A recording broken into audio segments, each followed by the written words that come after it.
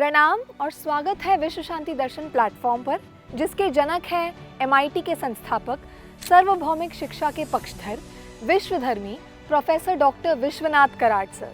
दिसंबर 2023 से दिसंबर 2024 तक शोमैन राज कपूर जी की जन्म शताब्दी का वर्ष है।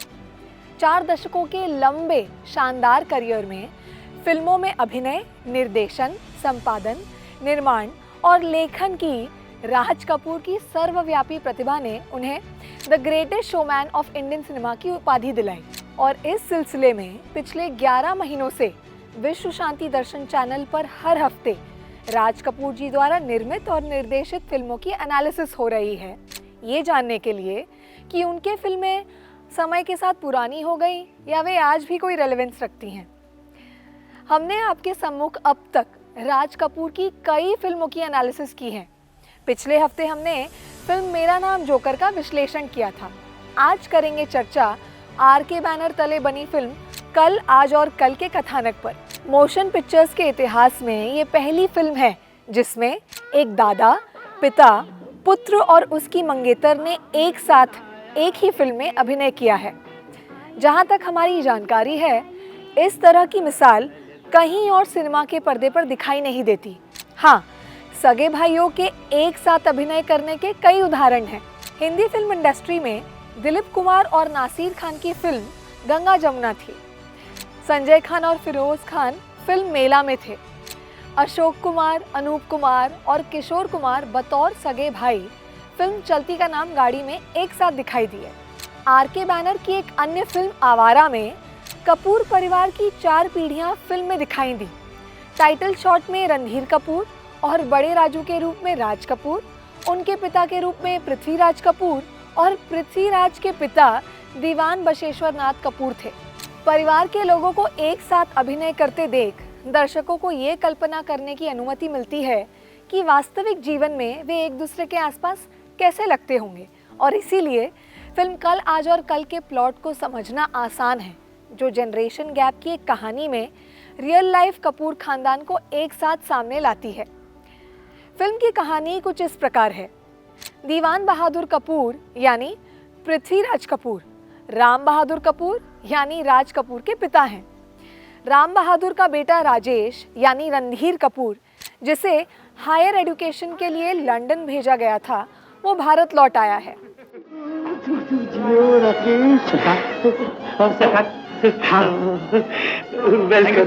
Welcome Sam. Thank you uncle. अरे तुम्हें देखी तो हम देखिए डैडी, ये ना कहिए कि मैं दुबला होकर आया हूँ। देखिए देखिए मैं कितना खा पीकर तगड़ा बनकर आया हूँ। दुबले तो नहीं, लेकिन बाप से लंबे होकर आए हो। दीवान बहादुर ने अपने बचपन के दोस्त से वादा किया था कि उनके पोते राजेश की शादी उनके दोस्त की पोती लक्ष्मी से होगी।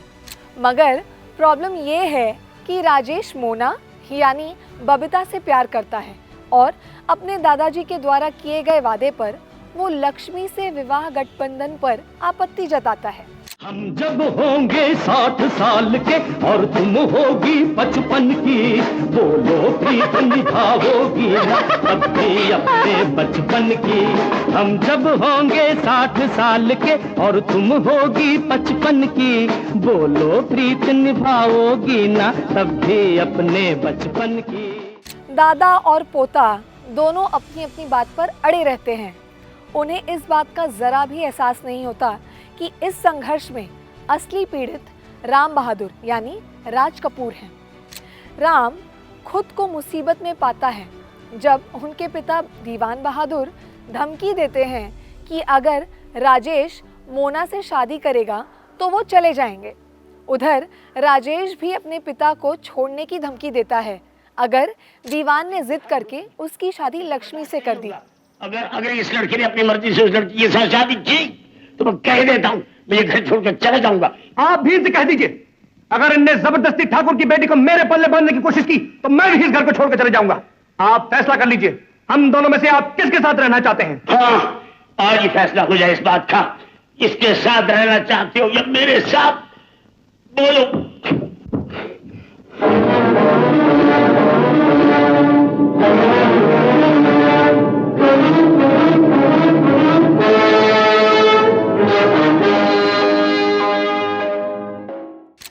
राम तय करने में असमर्थ है कि वो अपने पिता की बात सुने या पुत्र की। इस दुविधा में वो घर छोड़ देता है और एक होटल में रहने चला जाता है। यहाँ वो खूब शराब पीने का दिखावा करता है, जिसके कारण दादा और पोता एक दूसरे को ब्लेम करते हैं। फैसला कर लो, तुम्हें किसके साथ रहना, किसके साथ रहना। मैं तो दोनों का हिस्सा हूं, एक का बेटा, दूसरे का बाप। तुम ही बताओ मैं किसके साथ रहूं, किसके साथ न रहूं। समझ में नहीं आता क्या। आज देखता हूं आदमी कितना बेबस है, कितना कमजोर है, कितना स्वार्थी और तंगदिल है। एक खानदान के, एक ही खून के दो आदमी एक साथ मिलकर नहीं रह सकते। लेकिन जब दादा और पोता राम की बिगड़ी हुई हालत देखते हैं तो वे भी अपने इश्यूज को सुलझाने का दिखावा करते हैं, एक फॉल्स कॉम्प्रोमाइज। अपने बाप और बेटे की इस सुलह से खुश होकर राम एक पार्टी का आयोजन करता है, मगर इस बीच उसे अपने पिता और पुत्र के चाल का पता चल जाता है और वो नाराज होकर पार्टी छोड़ देता है। अपने राम को घर लाने के लिए मैं भी यही चाहता था कि आप डैडी को वापस घर ले आए, लेकिन उसका यह मतलब तो नहीं कि आप अपने बेटे की खातिर उसके बेटे का घर उजाड़ दें। चुप रहो। इसका मतलब है जिसे मैं सच समझ बैठा था वो एक नाटक था, परेड था।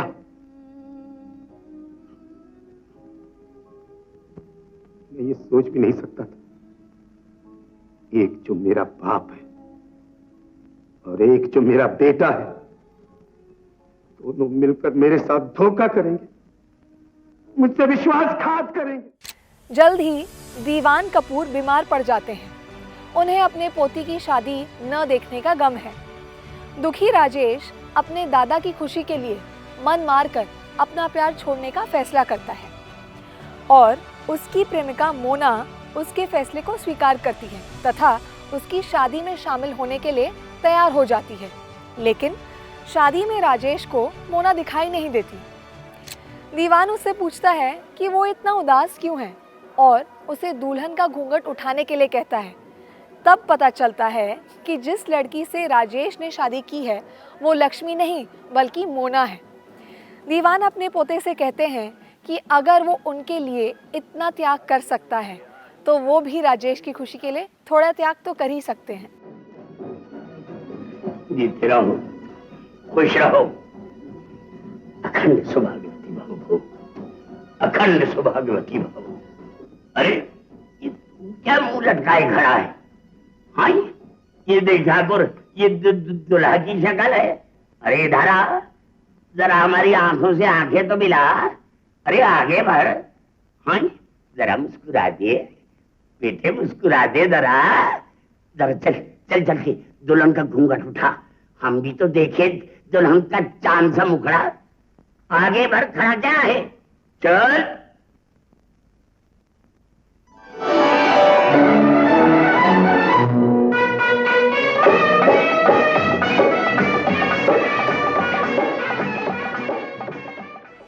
दीवान की मृत्यु के बाद राजेश और मोना के घर एक पुत्र का जन्म होता है।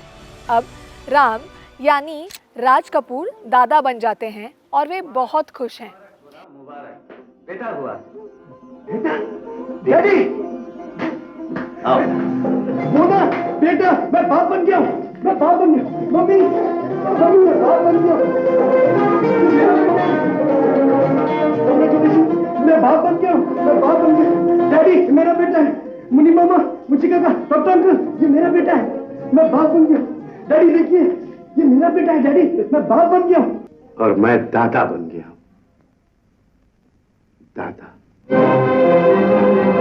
आज जो नया है वो कल पुराना हो जाएगा और जो पुराना है वो कल नया बनकर सामने आएगा। आज तुम मेरी तरफ उंगली उठाकर कहते हो दादाजी आप पुराने हो चुके, कल मैं तुम्हारी तरफ उंगली उठाकर कहूंगा तुम पुराने हो चुके। कल आज और कल फिल्म का पहला भाग यहीं करते हैं समाप्त। पर इस एपिसोड को कंक्लूड करने से पहले जानेंगे फिल्म से रिलेटेड कुछ ट्रिवियाज।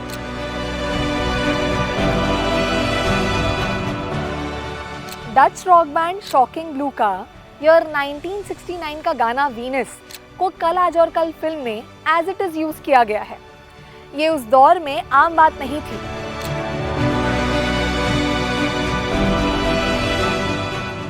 इस फिल्म में पृथ्वीराज कपूर ने अपने डेथ बेड पर डबिंग की थी।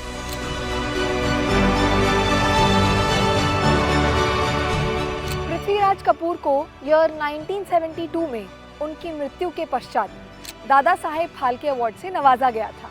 तो ये थी फिल्म कल आज और कल की समरी, और इसी के साथ मैं भी लेती हूँ आपसे विदा।